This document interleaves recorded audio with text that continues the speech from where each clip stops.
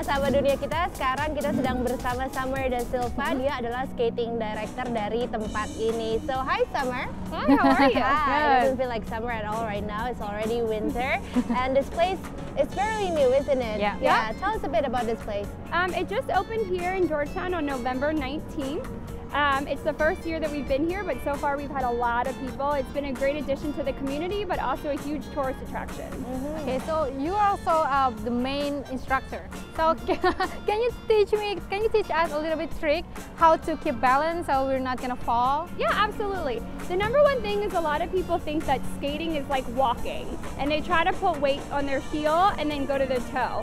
In skating, we don't want to put pressure on the heel. We want to make sure we're up on the balls of our feet, and that will keep us balanced. Another trick is people think that the toe pick is for pushing or stopping, and it's actually for jumping. So when we're skating, we want to avoid the toe pick unless we're doing an advanced jump. You also want to make sure your arms are out to the side for balance, and you don't ever let them get behind your shoulders, because then you could go backwards. Alright, nice. Semoga setelah mendengarkan trik dari Summer, saya bisa muter-muter ya. Nah, sekarang kami akan mempraktekkan apa yang diajarkan Summer, dan sahabatnya kita lihat liputan yang berikut ini.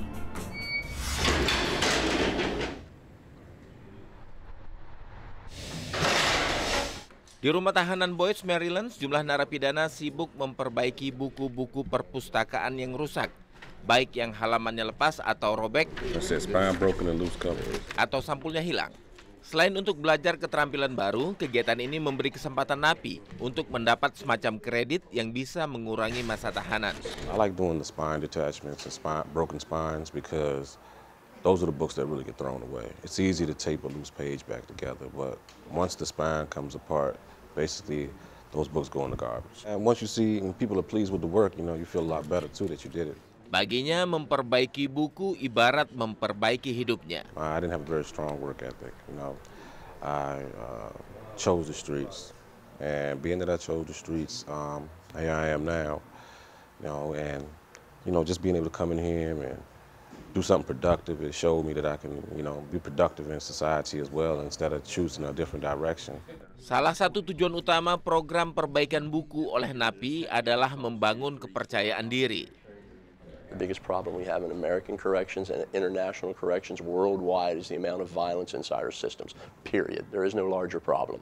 So if we can address the violence issue where people see value in the work that they're doing, some worth in their existence inside those walls, perhaps violence will go down. I have never stopped believing that if you give a person tangible worth inside the facility, something to do with their time, they will avail themselves of it and do the very best that they can. Good job, Carl. Good job, Carl. Sejak dimulai April lalu, 22 narapidana telah memperbaiki lebih dari 400 buku dari berbagai perpustakaan umum di sekitar penjara.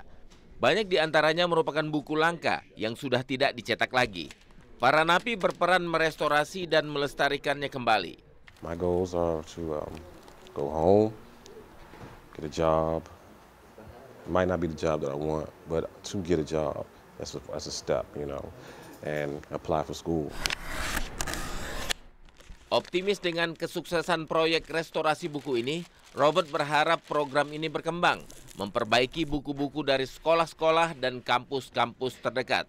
Proyek ini pun telah dilirik sejumlah utusan pemerintah internasional seperti Saudi Arabia dan Cina yang telah berkunjung untuk mendalami cara mendirikan program serupa di negara mereka.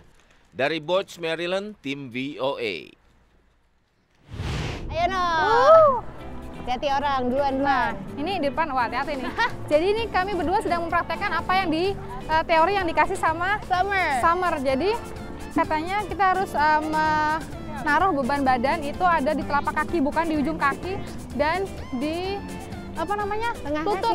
kaki. Bukan di lutut. Apa di bawah nih? Tengah kaki. Ya.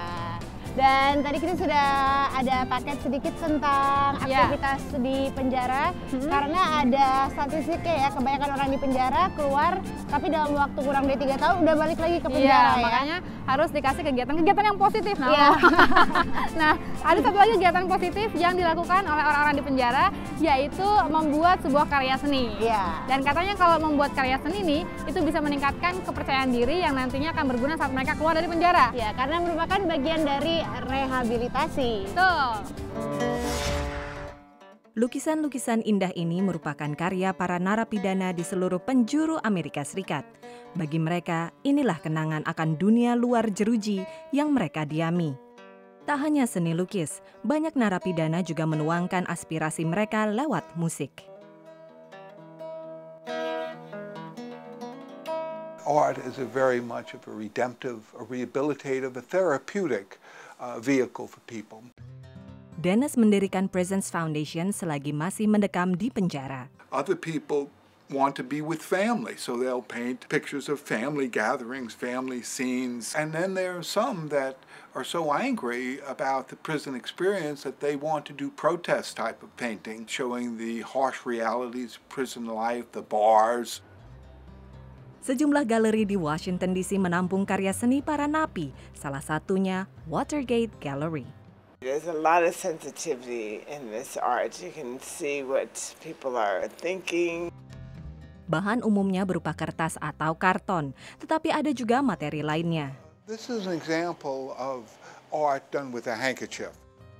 Salah satu seniman yang produktif adalah Brian yang baru bebas November lalu setelah 8 tahun mendekam di penjara. Sejumlah karyanya dipajang di Museum Crime and Punishment di Washington, D.C. I created the brush out of my own hair. I would cut a lock of my hair out, fold it up, tie it up with dental floss, and then use a pen and then paint with instant coffee. You could mix it down with different levels of water to create different tones and use it as a watercolor medium. Apapun sumber inspirasinya, seni merupakan penyaluran berbagai macam emosi yang dialami para napi.